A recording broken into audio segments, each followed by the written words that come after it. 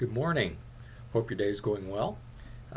Before we start today's lesson and I share with you some of the thoughts I had in today's reading, I wanted to talk about one of the comments that came up in one of last week's readings. If you remember, Abraham was sitting by his tent and three visitors come.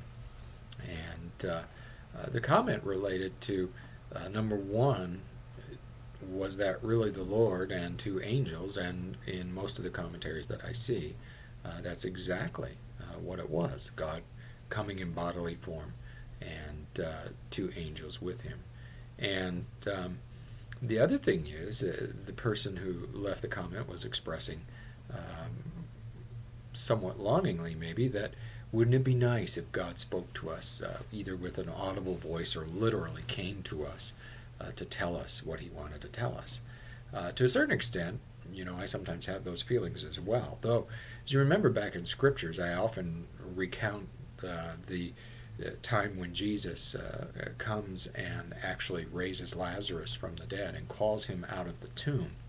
And even if you go back into that account in John chapter 12, I believe, all of the people who were there and witnessed that, who actually were standing there, who saw what Jesus did not turn to follow him, did not turn to love him. In fact, many of the religious leaders worked even harder to try and destroy him and bring him down. So I don't think necessarily that just because God might speak to us audibly or come to us in person that it's going to necessarily mean that that makes faith much easier, but still it might be more comforting and would certainly be exciting if it were to happen.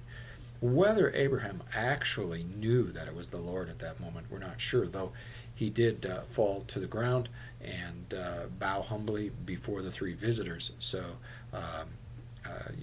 some speculate that possibly he knew, but even if he didn't know it, it certainly shows how he felt about those who were visiting him, who came into his presence, and the care that he would give to visitors.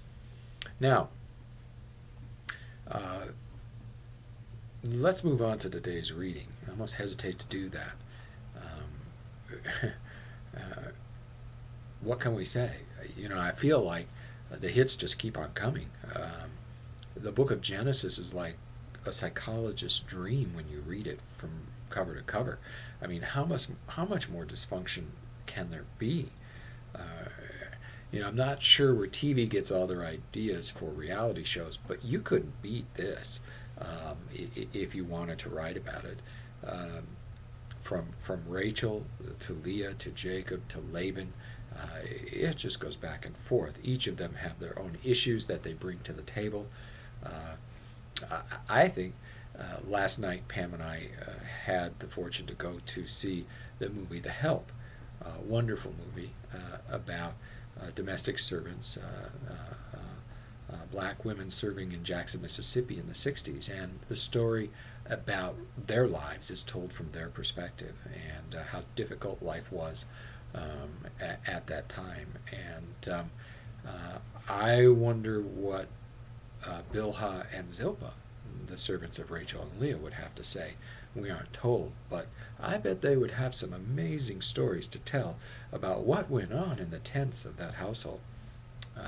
It's incredible. But woven into these accounts, God continues to carry out his will, and he isn't going to let mankind get in the way of that. And in fact, there are a couple of points where it almost seems like they're getting so far off track, God actually steps in. At one point comes to Jacob, at another point he comes to Laban. And so he guides them kind of back in the direction he wants them to go. There's a wonderful point in that might be of great comfort and value to us as well. But if there's one thing we can say here, it's that at least in the midst of all this turmoil in this family, the stubbornness, the deceit, the envy, all of those things, relationships, though a big struggle many times, can work through things. If you take this entire account in its full picture, We see at the end, even though there's all sorts of stuff that goes on, uh, Laban and Jacob are able to come to some sort of meeting of the minds that allows them each to move forward with their lives. They were very strong individuals. They were incredibly competitive. In fact, they were not above even using their own family as pawns at times to get what they wanted, but they finally expressed their differences, and they came to an agreement that allowed them both to move forward. And maybe that's a good lesson for us in our relationships, that speaking the truth in love and being committed to the relationship and displaying forgiveness and appealing to God for help are the ways that we can be and exist in relationships on a daily basis. After all, God created us to be in relationship. Now, because of sin, they are not easy. They are a struggle many times. But with God, not only can they exist, but they can be mended when they break. They can grow. They can be sustained. So where there is that commitment, that forgiveness, and a trust in God, anything is possible. Finally, let me just say this. I think relationships tell a lot about the person and what they value. And at times it was not a pretty picture in our account today. But in the end, you still have Laban loving his family enough to want to make sure they are taken care of. And Jacob clearly, with all the many children in his family, we must say that there's no account in there where it says Jacob didn't treat his family well and didn't love his children. We might have some thoughts about how he treated his wives and how they treated each other because of that. But nonetheless, relationships tell a lot about the person and what they value. And personally, I think for me, that bears some reflection time. And that's what I'm going to do today. And I pray the same for you. Have a great day in the Lord.